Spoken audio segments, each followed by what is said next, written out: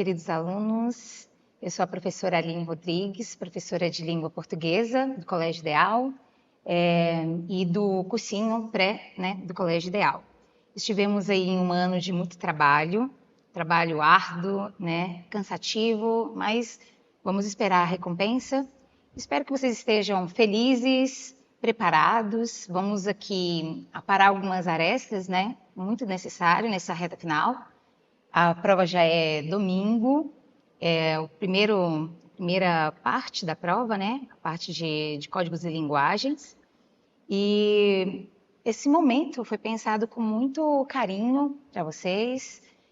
Pensei na hora de escolher as questões, é um tempo muito curto, mas na hora de pensar em o que eu vou abordar, o que os meninos precisam ver nesse momento final, então pensei muito com carinho e pensei nos meus queridos alunos.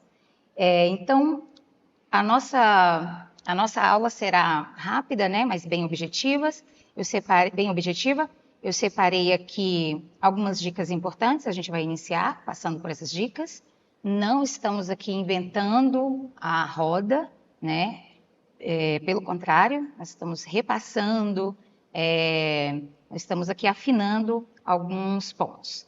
Muitas coisas aqui que a gente vai falar, eu já venho falando em sala, desde o início do ano, não é novidade, tá? Mas é sempre importante lembrar, E para quem for assistir a aula posteriormente, é bem interessante. Aí eu separei também, imaginei, O que eu vou abordar nesse tempo curto? Pensei na competência 5, a competência 5 de linguagens, que diz respeito à literatura. Pensei que as outras competências a gente viu com um tempo mais de qualidade em sala de aula e no cursinho. Então, a competência 5 de literatura, deixei para a gente falar aqui. Então, vou passar rapidinho a competência 5, vou falar sobre as habilidades dessa competência, tá? Separei também algumas questões, assim, peguei algumas interessantes, talvez de conhecimento de algumas a gente já vem fazendo questão há um tempinho, Então, aqui coloquei algumas questões do Enem. Então, assim, tem umas que tem até a data, o ano, mas não importa, tá? São questões fresquinhas para a gente, que abrange a competência 5. Então, vamos lá. O que é importante você pensar no dia 5, quando a provinha chegar em sua mesa, Conhecer as competências e habilidades da matriz é importante. Você não precisa decorar, você não precisa lá abrir a matriz e falar assim, tenho que decorar, cara. Principalmente porque a linguagem ela é um pouquinho técnica, parece assim algo impossível, mas é totalmente aplicável à sua prova. Então, é interessante você dar uma passada. São 9 competências, tá? Para quem nunca viu aí, que vai chegar agora na aula, mas os alunos já sabem, já tem esse conhecimento de quais são as 9. É importante você conhecer a prova que você vai fazer. Então, desde a primeira série, a segunda série, os professores sempre dão dica, para você ir lá se inscrever como treineiro. Então, conhecer a prova é importante? Professora, não fiz os outros anos como treineiro. Gente, imprimir a prova em casa não tem problema nenhum. Fazer as questões na internet, às vezes vocês nem precisam. Vocês têm uma habilidade muito boa, de fazer questões no celular. Então, é muito interessante você conhecer a prova, que você vai fazer, o padrão, o que ela cobra, o que ela vem cobrando ao longo do tempo. Fazer questões. Aqui não tem como fugir disso, não dá para ficar só na teoria. A teoria, ela é extensa, então é importante a gente fazer questões. É o que eu chamo de fazer o FE, ter fé. Nosso fé aqui é fazer exercícios. Nós precisamos também de estratégias, saber fazer a prova. Por exemplo, você saber o tempo que você consegue ficar sentadinho, o tempo que você precisa para ir tomar uma água, isso é estratégia para fazer uma prova. No caso aqui também do Enem, para além disso, é importante você pensar como é que eu inicio essa prova, como é que eu vou ler esse texto. Também não estou aqui inventando a roda nesse quesito, muitos professores já usam, mas é a estratégia de você começar pelos enunciados. É importantíssimo você iniciar a prova pelo enunciado, porque você já tem uma visão do que a questão está te pedindo. Às vezes é uma questão de estrutura, às vezes você não vai precisar de um aprofundamento naquela interpretação. Então, é interessante você iniciar pelos enunciados, ir para o texto, né? É importante. E uma coisa que eu brinco muito com vocês é a questão de que aluno que vai fazer Enem não tem preguiça de ler texto, tá? E texto longo não significa que a questão é difícil.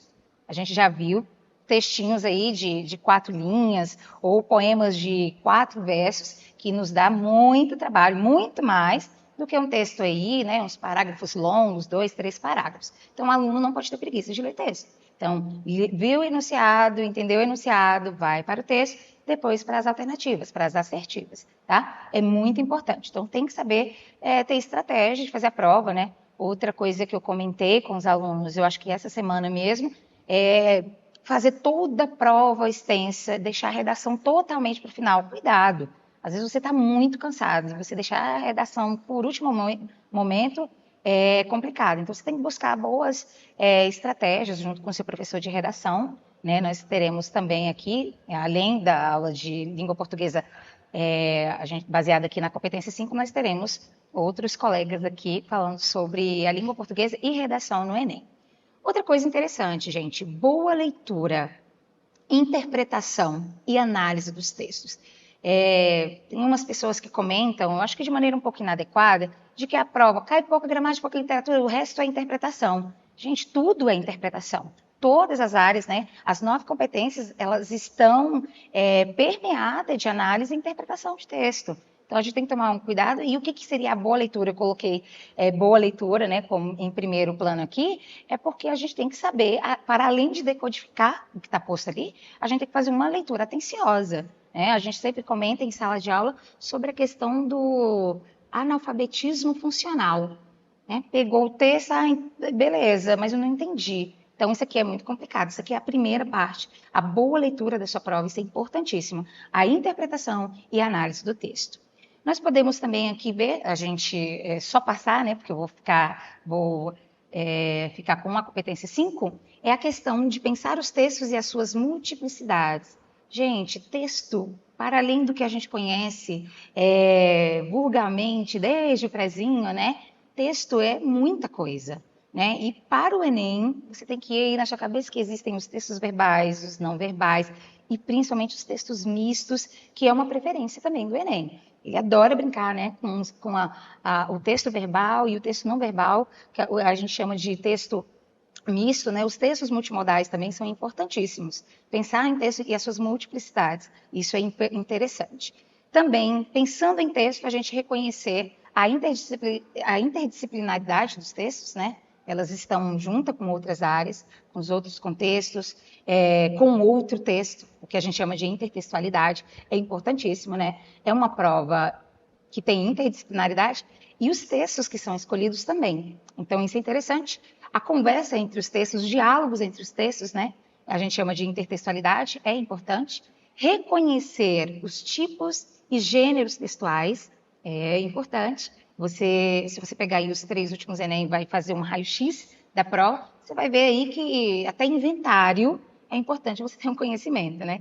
Eu brinco também com os alunos que é importante você pensar no menu do restaurante como um texto, né? Uma bula de remédio, o poema, os textos jornalísticos, entre outros. Então, assim, a gente tem que ir para essa prova preparada, com o máximo de conhecimento possível. A gente veio montando uma bagagem, né? E dentro dessa bagagem, para essa nossa viagem do domingo, é importante você ir colocando elementos que vão te ajudar a fazer uma boa prova, a realizar uma boa prova.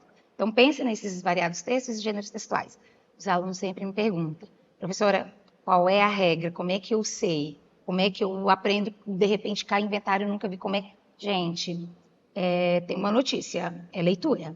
Lê tudo. Acordou de manhã, vai lá para o G1, acordou, vai para o Twitter, tá? Tem vida no Twitter, o Instagram, um jornal, um texto jornalístico, um texto científico, tá? Os documentários, as propagandas que você passa por aí, tá? Então, isso é muito importante. Lembrando também que dentro desses textos, né, pensar na função desses textos, o objetivo, tá? As relações, fazer relações com outro texto, isso é importante. Então, os textos, eles são, a sua composição, ela é feita com uma finalidade, com uma função. Então, é importante você dar uma passada nessas funções, ok?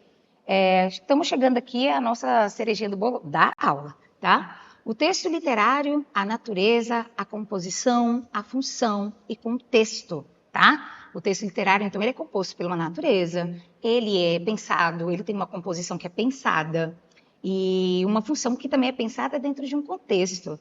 Gente, somos frutos de uma época, somos frutos de um contexto. Então, os textos, pensando em patrimônio literário, né, brasileiro, a gente vai pensar em texto e seu momento em que foi produzido, o escritor e o seu momento em que ele viveu, as ideias, né, as ideologias de uma época que interferem dentro desse texto. Então, pense comigo, estamos aqui no século XXI e vamos ler um texto do século XIX.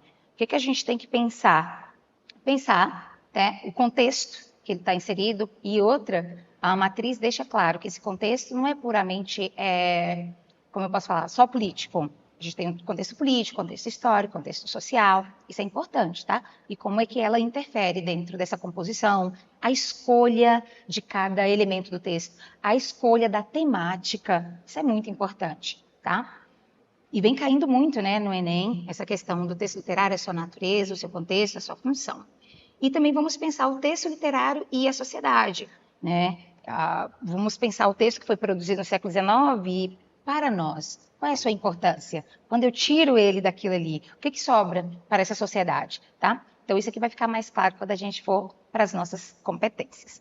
Para a competência e para as nossas habilidades. Então, vamos lá. Competência de área 5, que diz respeito à literatura. Olha o que ele pede para você. Você precisa decorar isso aqui? Claro que não, gente. O interessante é ir para a prova, pelo menos reconhecendo que existe uma competência ali, né? Opa, tem um texto literário e tem um contexto. Está na competência 5, vamos ver. Analisar, interpretar e aplicar recursos expressivos. Olha os recursos expressivos, né? Recursos expressivos, as figuras de linguagem, por exemplo, né? Os recursos de estilística dentro daquele texto expressivos das linguagens, relacionando textos com os seus contextos. Né? Eu deixei aqui em negrito, mediante a natureza, função, organização, estrutura das manifestações, de acordo com as condições de produção e recepção. Como é que as condições da produção daquele texto e a recepção também do público, né? Isso é interessante. Então, olha como é abrangente. E dentro das habilidades, ele afina, né, esse conhecimento, essa competência. Então, habilidade número 15. Estabelecer relações entre o texto literário e o momento de sua produção, situando aspectos do contexto histórico, social e político. Então, vamos pensar em O Cortiço. Cortiço é um texto literário, né? Vocês sabem as características dos textos literários, isso é importante. Aula 1, né, de aula de literatura. O texto literário dentro do seu momento de produção, situado pelo contexto histórico, social e político. Então, vamos lá, né? O Cortiço, qual o período? Nem vamos colocar a escola literária. Qual o período de Cortiço? Final do século XIX? Qual o escritor? O que está acontecendo no mundo e o que está acontecendo no Brasil? Lembrando que a gente precisa do contexto mundial, professora? Sim, o mundo ocidente, né? O mundo ocidental, a gente bebeu nessa fonte, né? É o modernismo que vai tentar desvencilhar disso, mas a gente, o século XIX inteiro, a gente bebe na fonte do Ocidente. Então, é importante a gente saber um contexto mundial que interfere aqui dentro do Brasil. Habilidade 16, relacionar informações sobre concepções artísticas e procedimentos de construção do texto literário. Então, informações sobre aquela concepção artística, sobre aquele texto, né? Aquele texto o texto literário é um texto artístico, né? É um texto criativo. E os procedimentos de construção daquele texto literário. Então, como é que foi construído? Será que não é esse um momento importante de saber os períodos literários? Tá? Preciso decorar cronologicamente. Eu sempre, quando dou aula de literatura para a gente fazer uma revisão, eu faço a linha do tempo, né? De maneira cronológica para a gente situar algumas coisas. Tá? O importante não é saber a cronologia certinha aqui, tudo muito fechadinho, mas é saber que existem essas manifestações estão dentro de um contexto. E outra coisa, para além disso, como é que elas se relacionam? O que eu busco do passado, o que eu não busco? Isso é importante. tá? Que aspecto formal vai apresentar, que aspecto no nível de conteúdo ela vai apresentar. Isso é importante.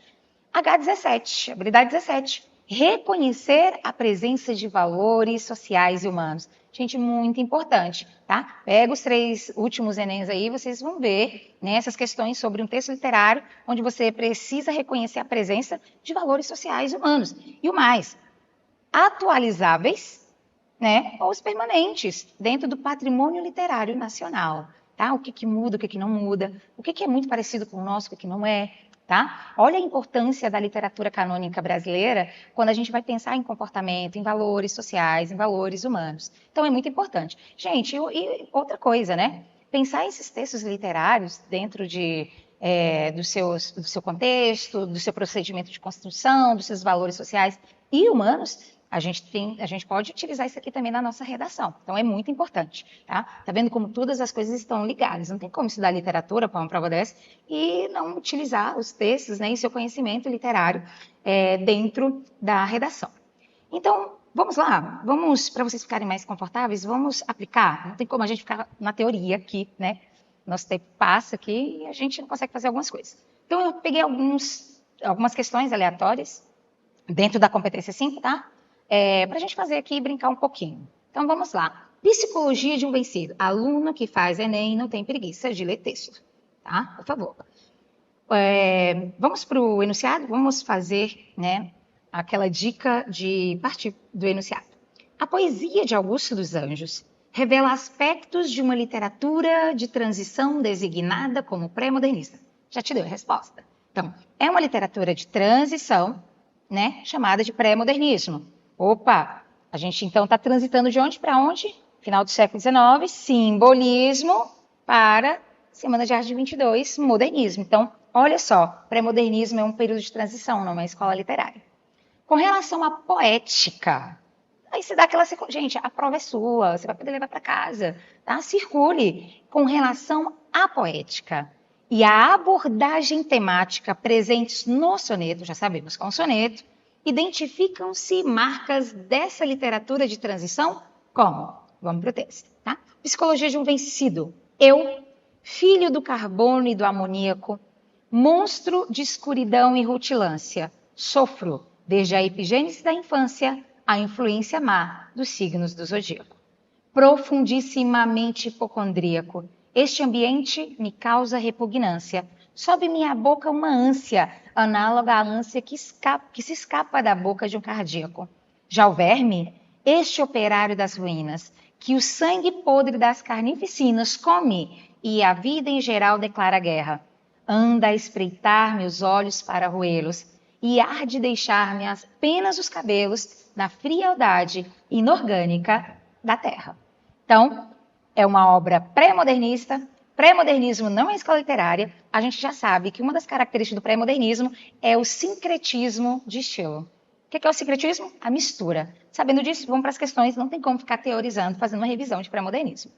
Então, identificam-se marcas dessa literatura de transição como, letra A forma do soneto, os versos metrificados, a presença de rimas e o vocabulário requintado, além do ceticismo que antecipa conceitos básicos, estéticos vigentes no modernismo. Calma lá. Será que o ceticismo, o gosto pelo soneto, o gosto pelos versos metrificados, será que são preceitos, são conceitos estéticos que vai ser vigente no modernismo? Cuidado, gente. Modernismo é o que rompe com tudo, tá?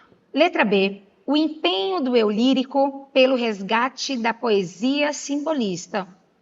Boa, se eu falei que é um secretismo, né? Manifesta em metáforas como monstro de escuridão e rutilância e influência má dos signos dos zodíacos. Será que é isso aqui? Vamos pensar. Letra C. A seleção lexical emprestada ao cientificismo, como se lê em carbono e amoníaco, epigênese da infância e frialdade inorgânica, que restituiu a visão naturalista do homem. Vamos lá, também não está errada, né? Totalmente errado. D. A manutenção de elementos formais vinculados à estética do parnasianismo. Então vamos lá. A gente mantém elementos formais da estética do parnasianismo, certo? Olha como a gente precisa saber de outras escolas literárias.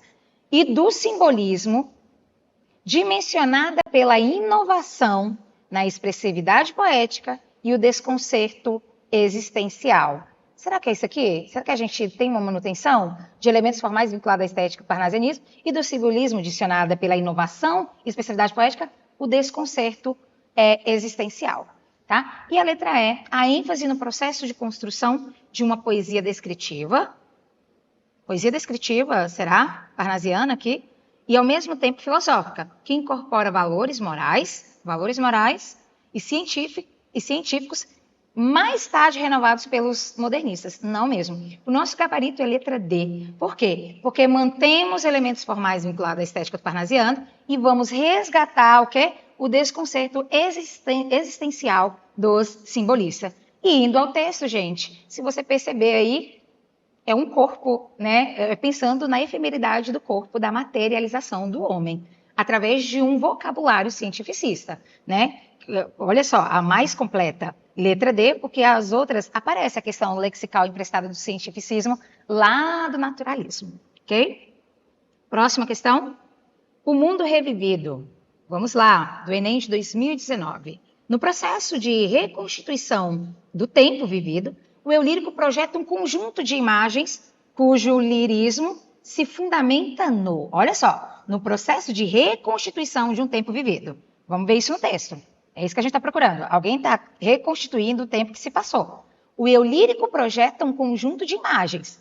As imagens são feitas a partir de recursos expressivos, cujo lirismo, a poesia, se fundamenta no, vamos lá, o mundo revivido. Sobre esta casa e as árvores que o tempo esqueceu de levar, sobre o curral de pedra e paz e de outras vacas tristes, chorando a lua e a noite sem bezerros. Estão percebendo a reconstituição de um tempo? Sobre a parede larga deste açude, onde outras cobras verdes se arrastavam, e pondo o sol nos seus olhos parados, iam colhendo sua safra de sapos. Sob as constelações do sul, que a noite armava e desarmava, as Três Marias, o cruzeiro distante e o Sete Estrelas. Sob este mundo revivido em vão, a lembrança de primos, de cavalos, de silêncio perdido para sempre. Tem um lirismo, né? Muito mais difícil, muito diferente do que documentar um inventário, por exemplo, tá? Um inventário como a gente conhece. Então, no processo de reconstituição do tempo vivido, o eu lírico projeta um conjunto de imagens. Olha o tanto de imagens que foram criadas, cujo o lirismo se fundamenta no, letra A, inventário das memórias evocadas afetivamente. Letra B, reflexo da saudade no desejo de voltar à infância. Onde está esse desejo de voltar à infância? C, sentimento de inadequação com o presente vivido. D, ressentimento com as perdas materiais e humanas. E E, um lapso, né, no fluxo temporal dos eventos trazidos à cena. Gente, eu quero saber onde está projetado o lirismo, a poesia. Letra A, no inventário, né, nessa organização de cenas, né, de objetos poéticos, no inventário das memórias evocadas afetivamente. Tem uma afetividade, tem um sentimento. Então, o lirismo se fundamenta nesse inventário de memórias evocadas afetivamente. Ok? Vamos para outra para dar tempo. Eu tenho algumas questões aqui interessantes para a gente fazer. Quebranto, olha só, quebranto para quem vai fazer o PAS, tá? Tá na matriz do PAS também, esse texto. Então vamos lá, quebranto. Às vezes, vamos para o enunciado. Na literatura de temática negra produzida no Brasil, é recorrente a presença de elementos que traduzem experiências históricas. Olha só. Então, na literatura negra produzida no Brasil, é recorrente a presença de elementos que traduzem experiências históricas e de preconceitos e violência. Quem é esse sujeito? Quem é o sujeito, né, que sofre essas experiências históricas de preconceito e violência? No poema, essa vivência revela que o eu lírico, a gente está procurando aqui o sujeito poético, tá? Revela, então, nesse poema, que o eu lírico faz o quê? Tá? Então, vamos lá, quebrando. Às vezes, sou o policial que me suspeito e me peço documentos. E mesmo de posse deles, me prendo e me dou porrada. Às vezes, sou o porteiro, não me deixando entrar em mim mesmo, a não ser pela porta de serviço. Às vezes, faço questão de não me ver e entupido com a visão deles. Deles quem? Gente, deles quem? Pense comigo. Sinto minha miséria concebida como a de um eterno começo. Fecho-me o cerco, sendo o gesto que me nego, a pinga que me bebo e me embebedo, o dedo que me aponto e denuncio, o ponto em que me entrego, às vezes. Então, na literatura de temática negra produzida, gente, é um sujeito, né? É um sujeito lírico que passa por alguns momentos onde que ele se coloca também como alguém que sofre e que comete. Então, olha aí, olha a questão de ser reflexivo o texto. Tá? É recorrente a presença de elementos que traduzem experiências históricas de preconceito e violência. No poema, essa vivência revela que o eu lírico incorpora seletivamente o discurso do seu opressor, submete-se à discriminação como meio de fortalecimento. Onde ele se fortalece? Se ele se entregou ali. Engaja-se na denúncia do passado de opressão e injustiça. Qual o passado aqui que está presente aqui? Sofre uma perda de identidade e de noção de pertencimento? Acredita esporadicamente na utopia de uma sociedade igualitária? Gente, não está... as questões nessa questão aqui, a gente tem como tirar deduzindo, né, e interpretando. Mas o que acontece no meu lírico com a vivência do que ele está sendo acometido dentro do texto? Incorporando seletivamente o discurso do seu opressor, deles, tá? Então, ele às vezes também é um policial, ele às vezes se pede, né, o documento, ele se dá porrada, ele não se deixa entrar dentro do prédio. Então, ele vai incorporando seletivamente, porque tem descrito dentro do seu poema quais são os momentos, tá? Incorpora seletivamente o discurso do seu opressor. Próxima questão. Coerente com a proposta parnasiana de cuidado formal e racionalidade na condução temática, o soneto de Raimundo Correia, Raimundo Correia, está dentro da tríade parnasiana, os três grandes parnasianos, Raimundo Correia, Olavo Bilac e Alberto de Oliveira, reflete sobre a forma como as emoções do indivíduo são julgadas em sociedade. Na concepção do eu lírico, esse julgamento revela que, vamos lá, mal secreto. Se a cólera que espuma, a dor que mora na alma e destrói cada ilusão que nasce, tudo que punge, tudo que devora, o coração no rosto se estampasse. Se pudesse o espírito que chora ver através da máscara da face, quanta gente, talvez, que inveja agora nos causa, então piedade nos causasse. Quanta gente que ri, talvez consigo, guarda um atroz recôndito inimigo, como invisível chaga cancerosa. Quanta gente que ri, talvez existe, cuja aventura única consiste em parecer aos outros venturosos. Olha só esse julgamento. Tem pessoas, tá ali, no terceiro final, tá? Quanta gente que ri, talvez existe, cuja única ventura, única alegria dessa pessoa é parecer para os outros que está vivendo bem. Então vamos lá para as questões? A necessidade de ser socialmente aceito leva o indivíduo a agir de forma dissimulada. Então ele está pedindo o quê?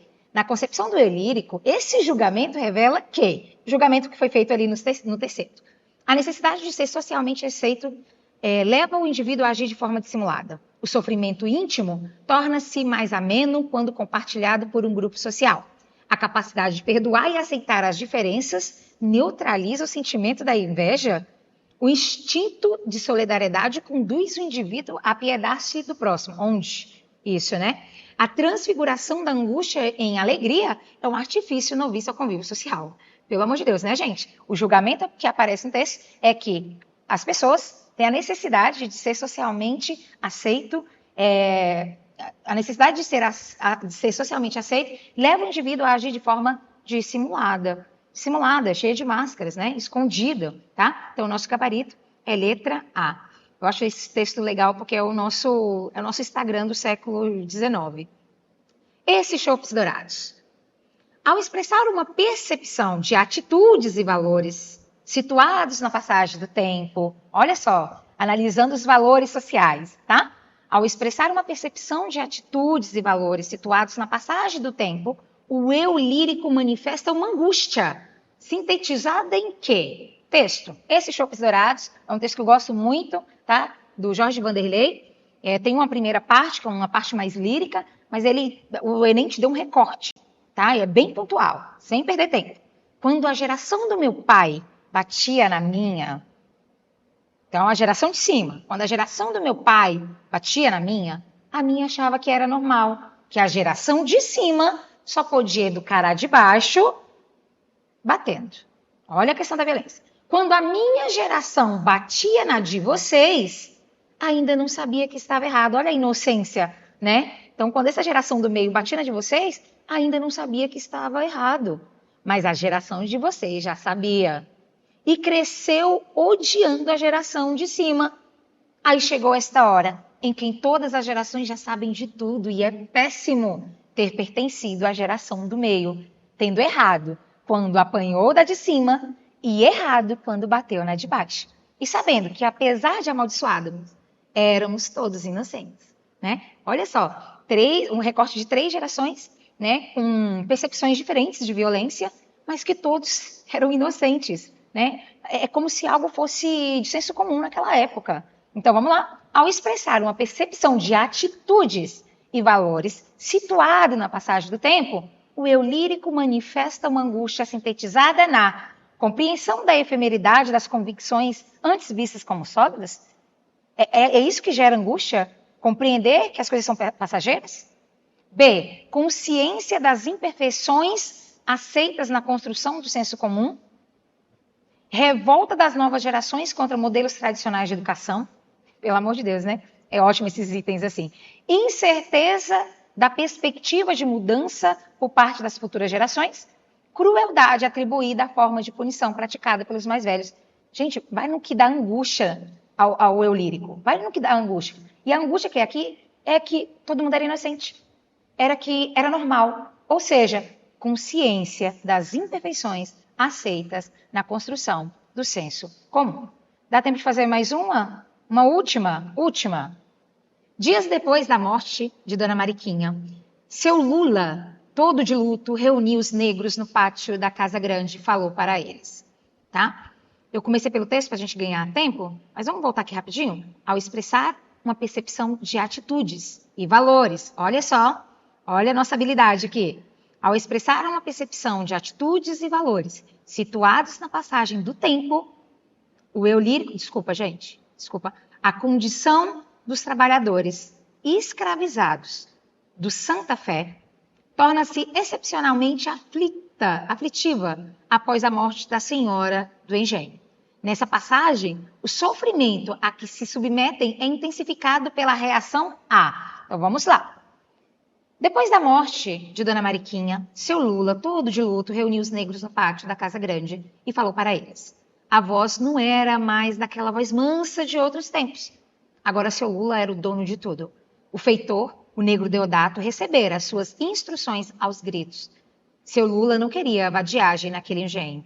Agora, todas as tardes, os negros teriam que rezar as Ave Marias.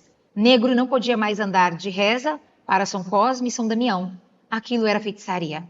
E o feitor, Deodato, com a proteção do Senhor, começou a tratar a escravatura como um carrasco. O chicote cantava no lombo dos negros, sem piedade. Todos os dias chegava o negro chorando aos pés de Dona Amélia, pedindo valia, proteção contra o chicote de Deodato. A fama da maldade do feitor espalhara-se pela várzea. O senhor do engenho da Santa Fé tinha um escravo que matava negro na peia. E a Santa Fé foi ficando assim, o engenho sinistro da várzea. Tá? José Lins do Rego, Fogo Morto, a condição dos trabalhadores escravizados do Santa Fé torna-se excepcionalmente aflitiva após a morte da Senhora do Engenho. Nessa passagem, o sofrimento a que se submete é intensificado pela reação A. A mania do novo senhor de dirigir a eles a grito, é isso que intensifica? A saudade do afeto antes dispensado por Dona Mariquinha, é isso que intensifica? Falta a saudade? Inércia moral de Dona Amélia ante as imposições do marido? Ou a reputação do Santa Fé de lugar funesto a seus moradores? E aí? O que causou aflito? O que intensificou o aflito nesses negros? tá? Foi a privação sumária de suas crenças e práticas ritualísticas. Quando a gente fala de vadiagem, esse momento de vadiar, de brincar, de se divertir ou de qualquer outra coisa, é a privação sumária de suas crenças. A partir de agora, o que a gente tem que fazer? Rezar as Ave Marias. Ok? É isso, gente. Muito obrigada. Eu espero que vocês façam uma prova assim brilhante no domingo. Por gentileza, eu sei que a ansiedade não tem como evitar, mas tem como amenizar. Não deixe a ansiedade pegar vocês nas distrações, nos distratores da prova. Muito foco, atenção, boa leitura, tá? E sucesso. Um abraço da professora Aline.